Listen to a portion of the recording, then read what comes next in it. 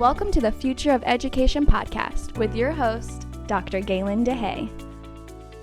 Let's face it, colleges and universities must be innovative and might have to start thinking differently if they're going to overcome the challenges facing post-secondary education. I'm Galen DeHay, president of Tri-County Technical College, and this is The Future of Education, a podcast where I discuss the issues and opportunities in higher education with some of the brightest minds running campuses today. Subscribe to The Future of Education on Apple Podcasts or wherever you like to listen. This podcast is brought to you by Tri-County Technical College, a public 2-year community college located in upstate South Carolina. The college's mission is to provide students with an exceptional and affordable learning experience that improves their quality of life. Tri-County also advances economic development in the region by preparing a highly skilled workforce. Also brought to you by the Higher Education Studio of McMillan Pazin Smith Architecture, a trusted college and university partner for master planning, architecture, and interior design services for academic, athletic, and student life facilities. We design environments that advance culture, create community, and enhance the campus experience.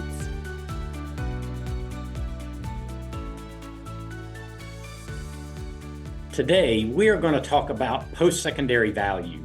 If you've read articles in major newspapers, listened to the news, or just had a discussion around the dinner table with high school students who are considering college, you know people are talking about the value of higher education. Unlike in years past, legislators, parents, and the public writ large are questioning the value of higher education. Rising tuition, student debt, and questionable labor market outcomes are just some of the factors making people ask, is college worth it? With us today is Dr. Jamey Rorison. Jamey is a senior program officer on the U.S. Program Data Team at the Bill and Melinda Gates Foundation, where he leads efforts to increase equitable post-secondary value. He has been instrumental in the development and operation of the Post-Secondary Value Commission, a first-of-its-kind initiative comprised of 30 diverse higher education, workforce, civil rights, research, and federal and state policy leaders. Prior to joining the foundation, Jamey served as Director of Research and Policy at the Institute for Higher Education Policy, where he managed the Post-Secondary Data Collaborative and the National Post-Secondary Data Infrastructure Expert Working Group. Jamey has also taught middle school language arts in Charles County, Maryland, and served as the Director of Curriculum, Instruction, and Training for Summit Educational Group. He is a recipient of the 2021 Association for the Study of Higher Education Leadership Award, recognizing his visibility and support to the field of higher education and demonstrated contributions of the study of higher education and its connection to policy formation. Jamey, welcome to our podcast today. Thank you so much. It's great to be here. So, Jamey, we're going to dive into this topic of higher ed value by learning a little bit about what brought you to this work. Yeah, this is very personal work to me. It's been my professional passion, but also it just resonates with my background. I was a first-generation low-income college student from Pittsburgh and was thankful to have a clear pathway into post-secondary education and into the workforce. I think, I had a really supportive mom and got, I think, in some ways really lucky with an institution that provided generous need-based financial aid. And so I've worked, as you just mentioned, I've worked in the education space my entire career. I've been in higher ed for about the past 15 years and at the foundation for 5.5. And I really do see the systems that are in place right now in our nation to be stacked against students like me, frankly. And I want to do whatever I can to help change that tide such that we are seeing greater equity and quality in our post-secondary outcomes. Yeah, so interesting. I'm also a first-generation college student from a lower income family background, single parent, and I know that college helped me to certainly achieve a better life. And as we look at the differential outcomes that college is producing for students, particularly those that are first generation or students of color, we're seeing some pretty interesting things come up. So it'll be interesting to hear more about what you're working on. So the Bill and Melinda Gates Foundation has certainly been working in the education realm for a number of years. Why has the Gates Foundation decided to invest their resources in this area?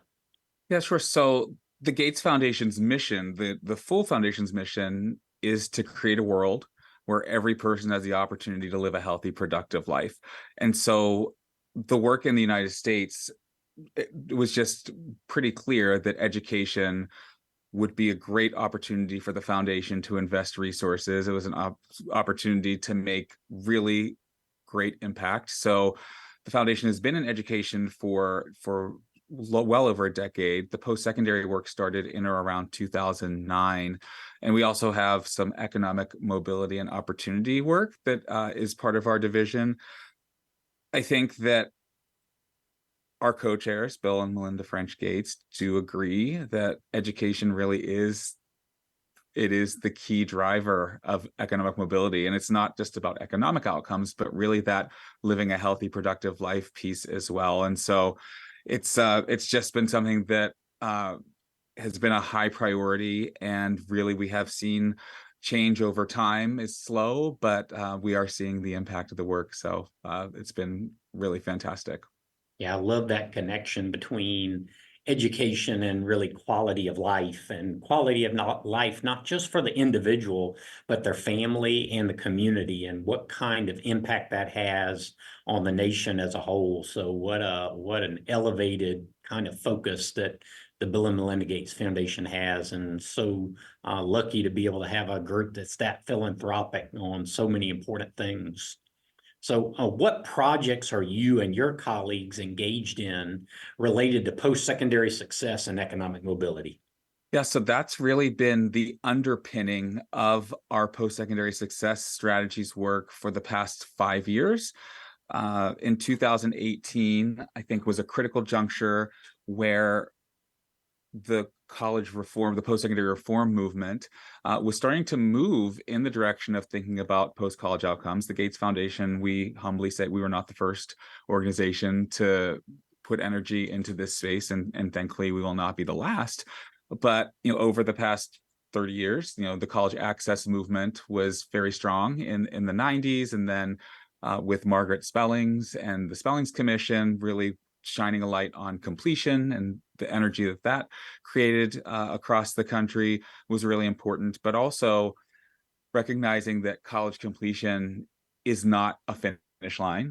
It's an important milestone, but we need to work diligently to make sure that students are certainly given the opportunity to attend college and to complete degrees, but also to leave those institutions able to enter the workforce, able to find jobs that fit their interests, fit their skills, fit their needs, and also, again, just provide the opportunity for them to enrich their communities, enrich their families, contribute on a national scale. So starting in late 2018, that is when our post-secondary strategy, certainly didn't make it wasn't a major shift necessarily. It was just the natural extension of all of the work that had already been happening to that point. So we formed the Post-Secondary Value Commission in early 2019 that was tasked with helping us to converge on what it actually means for post-secondary education to provide value to students and to society more broadly. Economic mobility is really the North Star of our U.S. program, the entire division. We do work in early childhood education, in K-12 education, certainly in post-secondary. We have an important strand of work focused on pathways, education pathways, and then our economic mobility and opportunity work. It really does all add up to this North Star of being able to provide students and their families with that upward mobility. And it's really important. I think the field 10 years ago, maybe even 5 years ago, was tended to be really siloed. There was sort of K-12 education was doing its thing, post-secondary was doing its thing, early learning to some extent. And we need to be focused on the students and the learners and the future workers and their experience. They proceed through their lives and through these systems in ways that need to be somewhat streamlined, or at least have synergies and have strong alignment. So that's where our division is. We are, centered on creating equitable value for students. And there's a wide array of things, and I'm sure we'll talk more about my specific work and how that fits in. Yeah, I really like how you framed the changes that have occurred in how you define success over the many years, starting with access and then expanding that time frame of measurement to completion, and now really towards what happens after college graduation.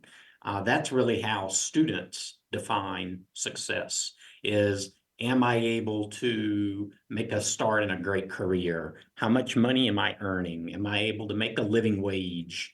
Are we seeing those outcomes be equitable across various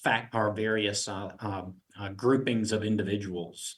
So it's really important, I think, to call that out. The evolution related higher education has been making in really a relatively short time frame on how we define success. So you've mentioned success and value. Let's level set for a minute. How do you define, or how is your work defining success and value? Yeah, I'm gonna actually, this is the only thing I'm gonna read in this conversation. Yep, But go our for it. Value Commission, one of their remits was to produce a definition of post-secondary value, of equitable post-secondary value. And so they framed it: students experience post-secondary value when provided equitable access and support to complete quality, affordable credentials that offer economic mobility and prepare them to advance racial and economic justice in our society. And to unpack that just for a moment, it really is about access is still an important part of the conversation. The access movement never ended, and hopefully in some future state will move the needle such that maybe we will really feel successful there. But I suspect that we're going to continue to need to work on providing access to students, particularly students who have been underrepresented in our systems. It is going to require completion, but also it's going to go into that post-college workforce realm. And again, not just economic benefits. Economic benefits are very important. We know that a lot of students do choose to go to college, particularly students from low-income backgrounds, choose to go to college with the hope and expectation that it will improve their economic circumstances, and that's critical. But we also know that many of our institutions provide a wide array of non-economic benefits, health outcomes, civic outcomes, learning outcomes. I mean, I could go on for quite some time. And again, it's not just about how individual students reap these benefits, but we know the economic benefits. Our research shows very clearly that when students are provided the individual economic benefits and thrive in the workforce, they are contributing to the state economy that is rolling up to our national economy. Everybody wins essentially from an economic standpoint when we do better by all students. And also the same is to be said for the non-economic pieces. So it's really, I think prior to our engagement in this work, there was definitely a lot of fantastic research on ROI, and it was fundamental to the work that we did. It was very informative of our efforts, but putting that sharp equity lens on the work is really important. And it's not simple calculus. There are so many dimensions to post-secondary value that we tried to capture in a relatively concise definition. Yeah, so you've mentioned equity really fits within this framework very intentionally. How is equity fitting into these definitions as well as to the work that you're doing in your area? Yeah, absolutely. So we worked really diligently to make racial, socioeconomic, and gender equity very explicit in the Value Commission's work and in the work that we've done in the years since the commission wrapped, which it wrapped in 2021 with several of the products that we're going to talk about. It's really important, and as you mentioned, I sit on our U.S. program data team. Data is what drives me in all aspects of my life. But, we're at a point now where we are starting to see better and higher quality data becoming available at the federal level, at the state level, such that we are able now, in many cases, to disaggregate outcomes by race and by socioeconomic status and by gender and by the intersections thereof. And that's just going to be critical moving forward. And whatever ambitious goals that the field sets in terms of, what ultimate success will be in these outcomes, it'll be important to think about how all students fare, but also really important to understand how students from different subgroups fare, and how we can craft policies or practices that are really targeted towards helping change the systems that have maybe not served students from specific subgroups well historically. So equity is really central to all of this work. And I think, not to get too far ahead, but in our current political landscape across the country, we know that there are a growing number of states where having these conversations publicly is no longer safe, and definitely creates risk for our college and university leaders and our policymakers. And so we are not planning to back down from that. There are different ways that we've seen partners across the field advance equity agendas with limited vocabulary available to them, but really finding ways to make the point clear that, again, improving outcomes for all students, and particularly students who have not been well served by our systems, actually benefits everyone. It creates a stronger workforce, stronger economy. One thing that I found that has been really, I think, exciting and seemingly logical, but both sides of the political aisle have an interest in post-secondary value. Yes. Perhaps for different reasons, but the idea of our colleges and universities working in concert with employers and the workforce community to do a good job of preparing a good workforce, strong workforce, that resonates, whether any individual policymaker is equity driven or not. Yeah, no, I agree. I think that value in and of itself, value for the graduate, value to the public, value to the economy, that's something that anybody should be able to get on board with. And in the economy that we're in and the tight labor market that we're in particular in areas where advanced manufacturing is growing, healthcare is exploding, IT, we can't afford to leave any group behind if we're going to meet the needs in our regions, in our states, in our communities. So that's how I speak about equitable outcomes, and it's something that, as you said, both groups on different sides of the aisle can rally around. And it's something that both groups are very interested in. They want to know, is higher education generating the value for the investment? Is there an ROI? So that's just great work that you're doing in this area. So the Bill and Melinda Gates Foundation assembled this post-secondary value commission. And I know that one of the big outcomes, one that I was so interested in that came out, I believe it was earlier this year, was this Equitable Value Explorer. And I know that you've been a leader in developing the Explorer. So who is this tool built for? What can it do to facilitate decision-making? Tell us about the Value Explorer. That's great. Thank you. So yes, the Equitable Value Explorer is a data tool that the commission produced because part of this also, as I alluded to before, data is just so important. The Value Commission was tasked with three things, and we use the shorthand define, measure, and act. And so that definition that I shared a few minutes ago was the define piece. The measurement framework is, there's a conceptual framework that explores the variety of economic and non-economic benefits that we think that post-secondary education can and should provide for students and for society. And then the ACT piece is an action agenda that is targeted towards college and university leaders. And I think of college university leaders as not just presidents like yourself and provosts and senior cabinet members, but also really anybody on a campus who has the opportunity to do something that can impact the outcomes of a student. And I tip my hat to essentially everybody who works on any campus across this country, because the power of people doing this work, working with students, is just profound. Mm. The data tool goes into that measure piece, and so the audiences for the tool, as we sort of envisioned them, were institutional leaders and federal and state policymakers.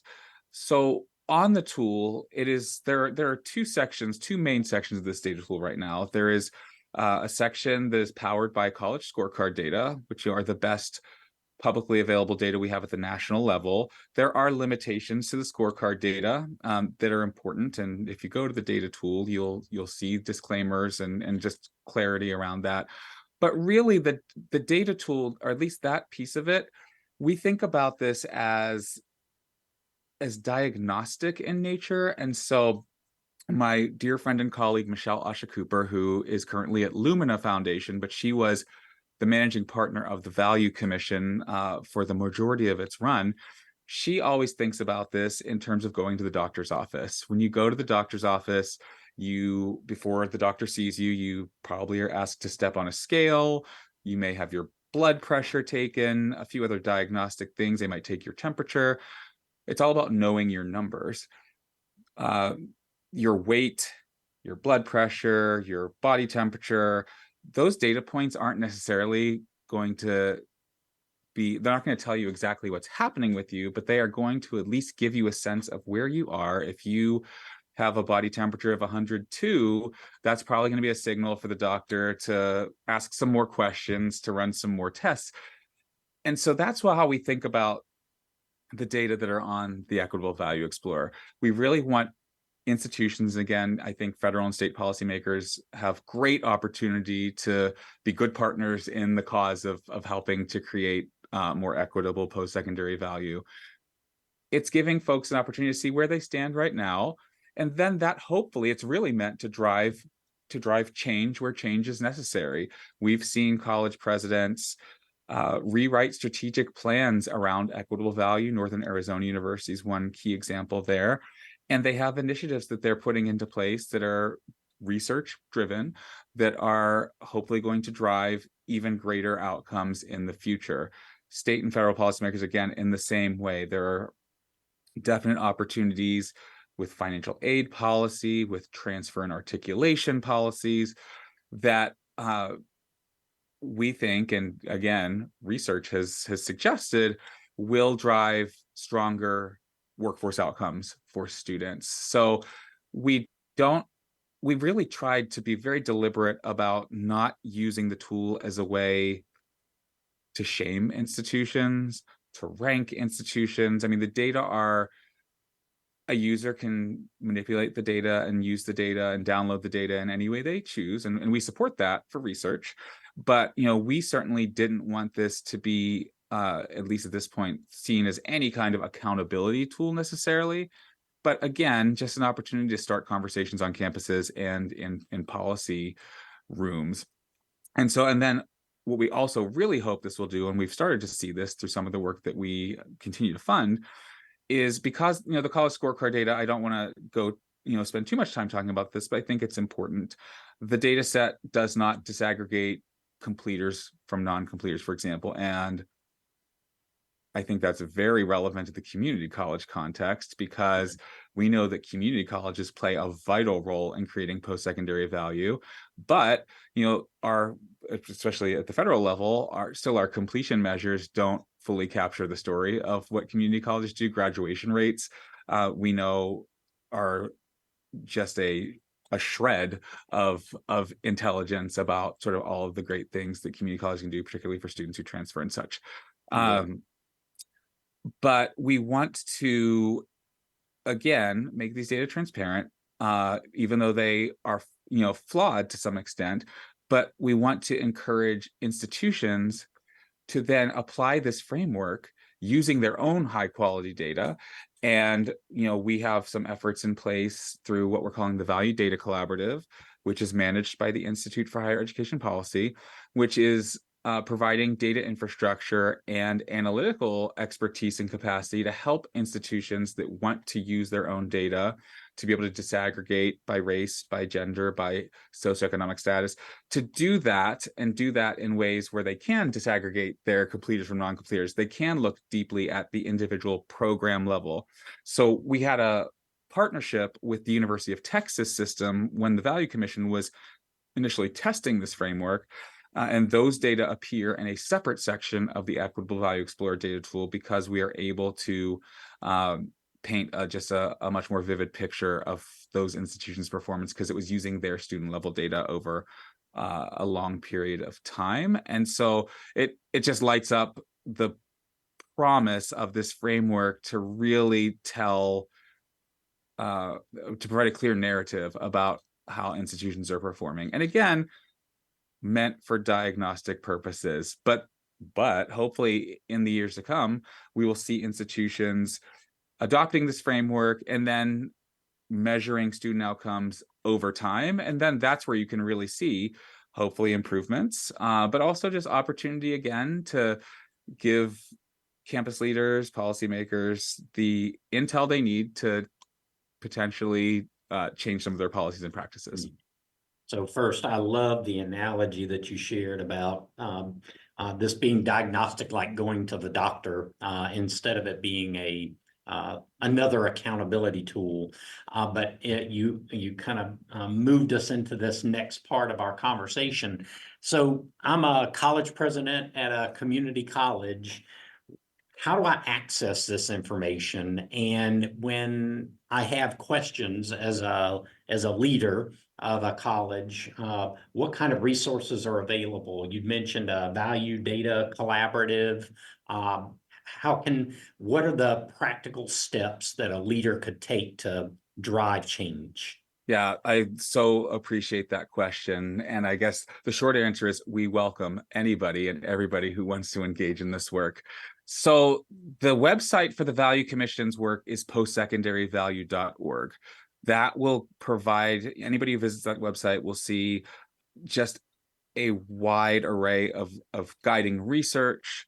It has, the full commission's report, which was released 2 years ago, that has the definition, has the framework. It is, there is a long form version of the report, but also an executive summary, and then an even shorter 2 to 3 pager.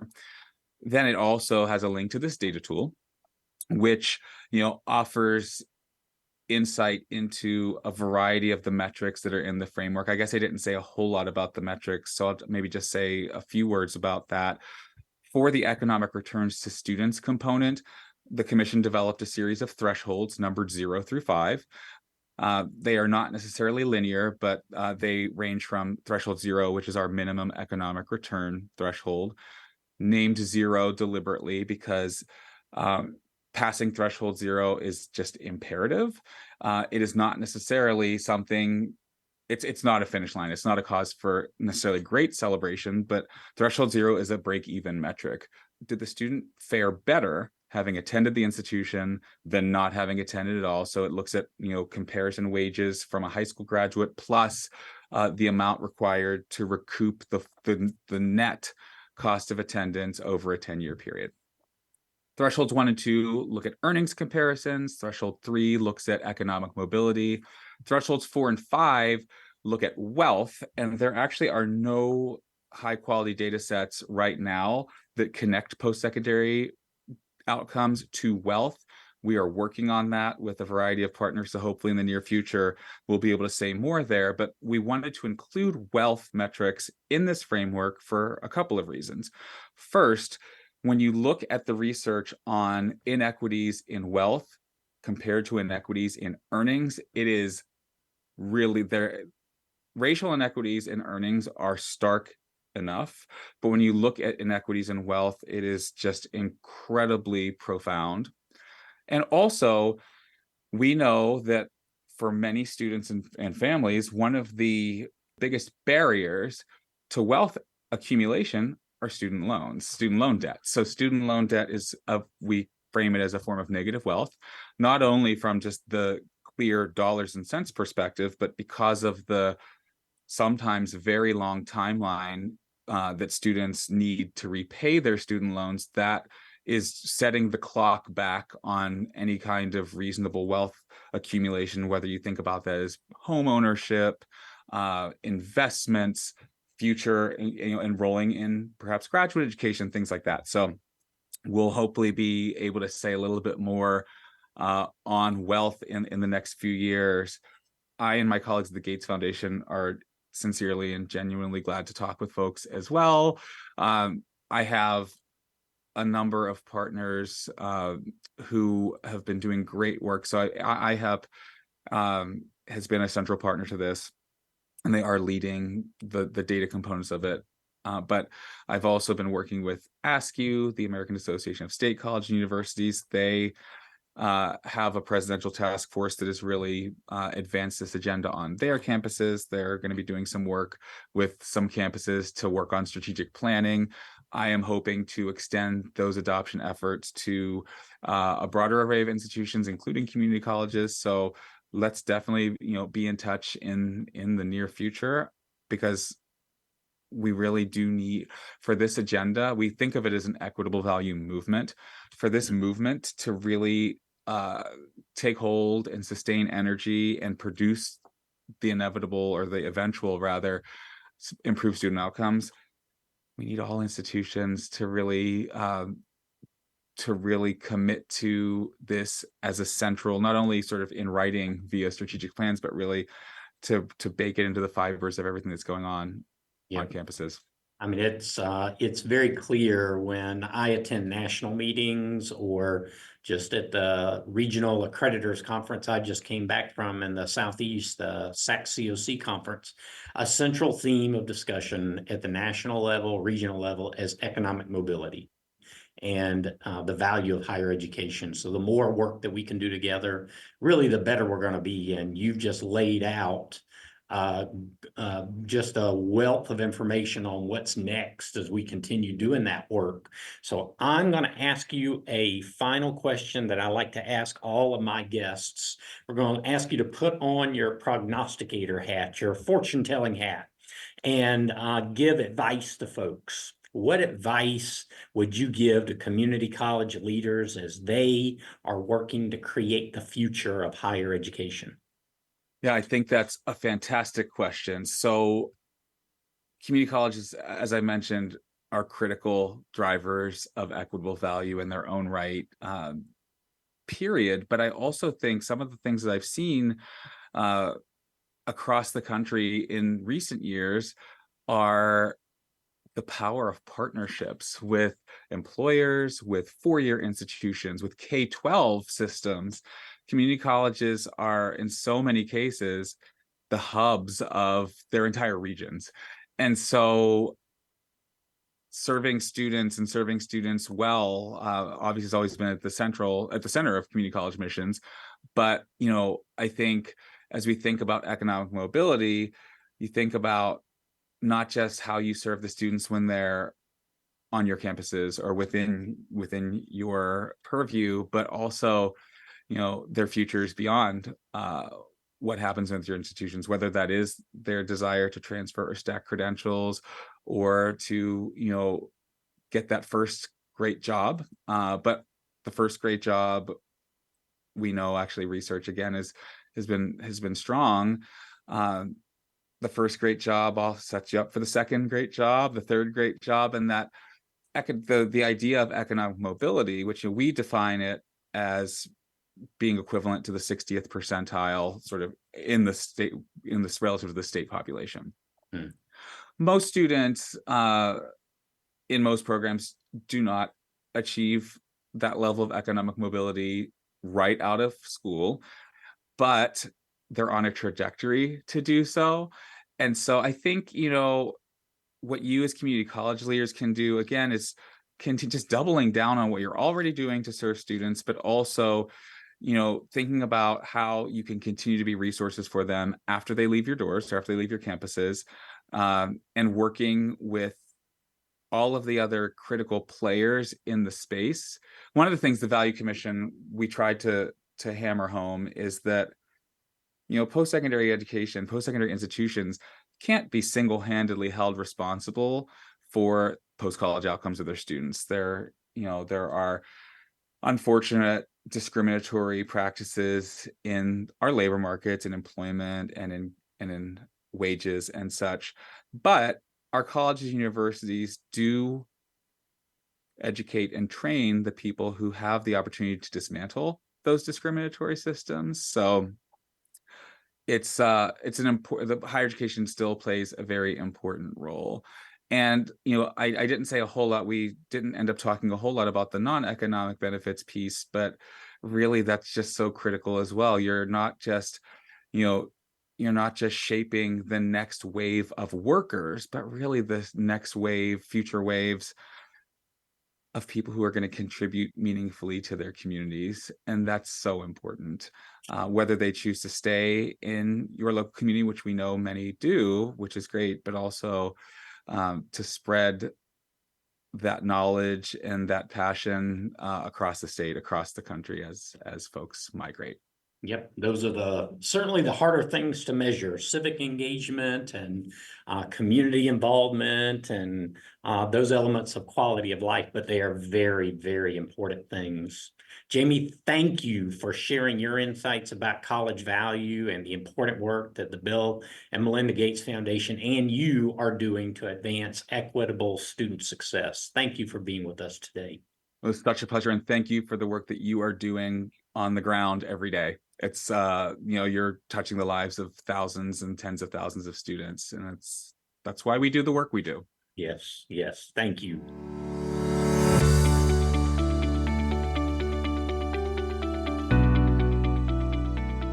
Thanks for joining us on the Future of Education. If you enjoyed this discussion, make sure you subscribe on Apple Podcasts, Spotify, or wherever you like to listen. And please check out our other episodes.